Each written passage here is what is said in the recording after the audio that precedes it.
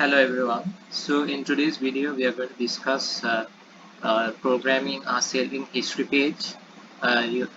So here we are going to program status of our products and whether we can search our products by ID. So here we are going to try and search our products by ID. So we have nothing here, 3, then 4. So those are the 4 products which we already have.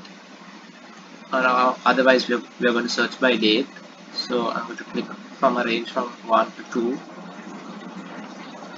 and we have no products. 1 to 3 no products. 1 to 4 we have 1 and 1 to 16 I think we have 3, and then 6 to 16 back again we have 2 products here.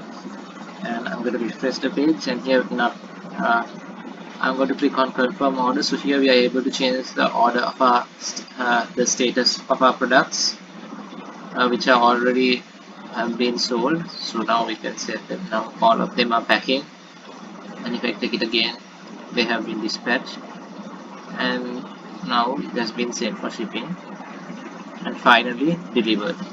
So basically that is it for this video on how we program our user interface in of our selling history page. Let's move on to our code where we discuss how we program this. So here we are in our selling history page, and here to our input text which we have on key up JavaScript function search invoice ID. So if we go to our JavaScript page here, so here we are going to search by invoice here. So basically this is what we have here, and we are going to search the text. So as soon as we take our finger off a key, it's going to search instantaneously. So it's a get process, so it will search in search invoice IDs process.php, and it takes our text along with it, and it is true for an Ajax process. That's why it happened instantaneously. So let's move on to our search invoice ID page. So here this is our ID process. So here we have a database search query for our invoice ID, and we're checking if it's the ID which we have here, and then we're checking if the ID invoice number is equal to 1. So basically if there is one value, and then we have given it the variable name invoice data for the associated data which we get from the result search, and here we have our ID displayed, then our product ID. So this is another database search query. Then we have our product title, our user mail, and here we have our first name and last name, our total, our invoice, the quantity, and here we are able to see the product status. So here we have the status as confirm order, packing, dispatch, shipping, and delivered. So those are the 4 statuses which we have here. And if the given invoice ID is incorrect, then it will echo invalid invoice ID. So I'm going to close that and go back to our selling history page, and then we click on find settings, another JavaScript process. So here we are going to search from the from range which we have in our ID. So basically for our input field for the date and to, so a new XML HTTP request, a get process, find settings process.php. So we are taking the values from and to with it, and it is true for an Ajax process. And so within we'll create a view area, and within that view area we'll get our response text with what we get from our find settings process.php page. So this is our find settings process.php page which we have right here.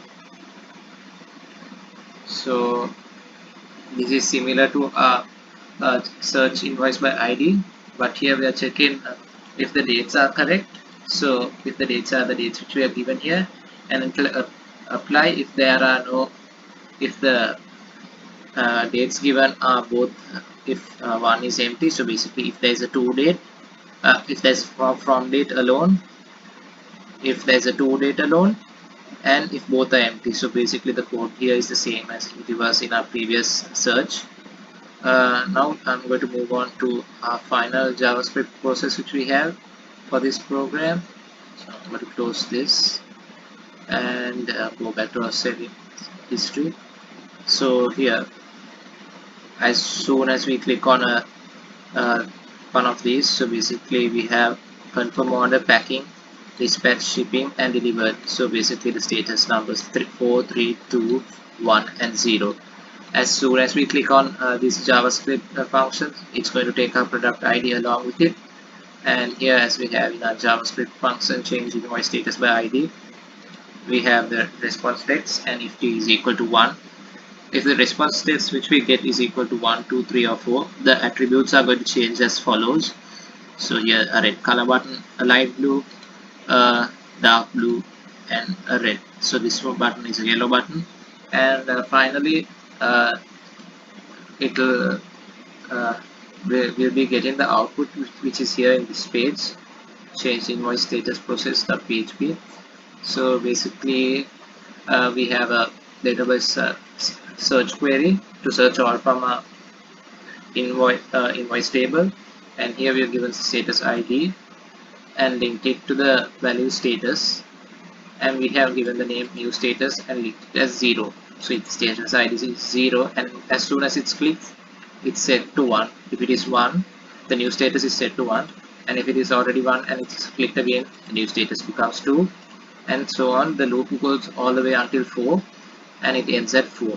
So basically that is it on how to program our selling history page and how to search our products and see if they have been packed and or delivered. So that is it for our e-commerce application as well. So this is the last video which we have on how we design a part of our program. Next I'm going to be doing a tour video, basically a summary of all which we have done within this program. Thank you everyone for watching.